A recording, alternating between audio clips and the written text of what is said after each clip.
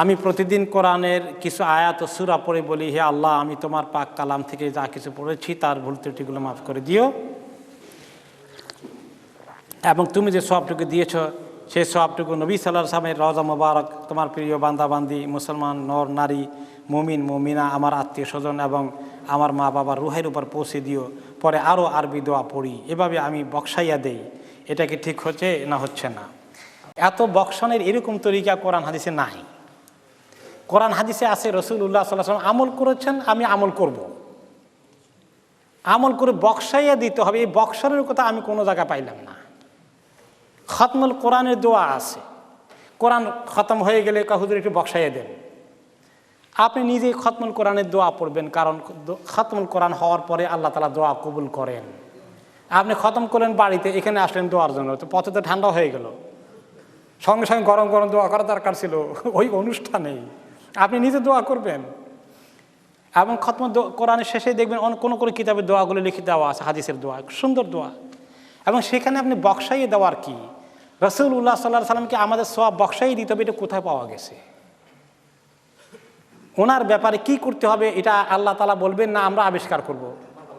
আল্লাহ তাআলা বলে দিয়েছেন কি, সল্লু আলাইহি ওয়া সাল্লিমু তাসলিমা, তোমরা ওনার প্রতি সালাত এবং সালাম পাঠাও।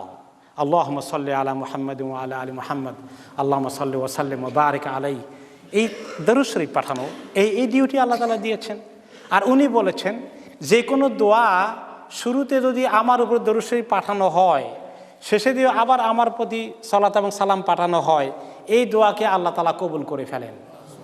সুবহানাল্লাহ, হয়ে গেল। তো ওনার প্রতি আমরা দরুদ পাঠালাম, বক্সানো টকসানোর দরকার নাই, দরুদ পাঠাই দিলাম। আর অন্যান্য যাদের কথা বলছেন মুসলমানদের জন্য, ওটা কিভাবে করবেন সেটার জন্য একটা খাস দোয়াই আছে।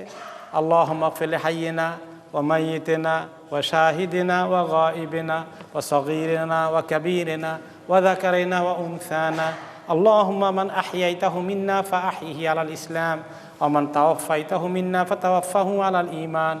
আরও বলতে পারেন আল্লাহুম্মা গফিরিল মুমিনিনা ওয়াল মুমিনাত ওয়াল মুসলিমিনা ওয়াল মুসলিমাত ওয়াল আহইয়াই মিনহুমুল আমওয়াত ইয়া মুজিবাদ দাওয়াত।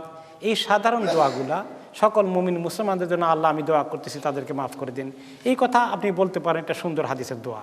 এই বক্সানো টকসানোর ফার্সি কথা ফালাই দেন, এগুলো আরবি কিছু না। এগুলোর মাধ্যমে অনেক কিছু অতিরিক্ত সংযোজন হয়েছে। সিম্পল রাখেন, যেভাবে রাসূলুল্লাহ সাল্লাল্লাহু আলাইহি ওয়াসাল্লাম সাহাবায়ে কেরাম আমল করেছেন ওখানেই থাকি। নতুন করে প্যাকেটের মধ্যে কিছু ঢুকাই দেওয়ার আর দরকার নাই, দিন কামেল হয়ে গেছে।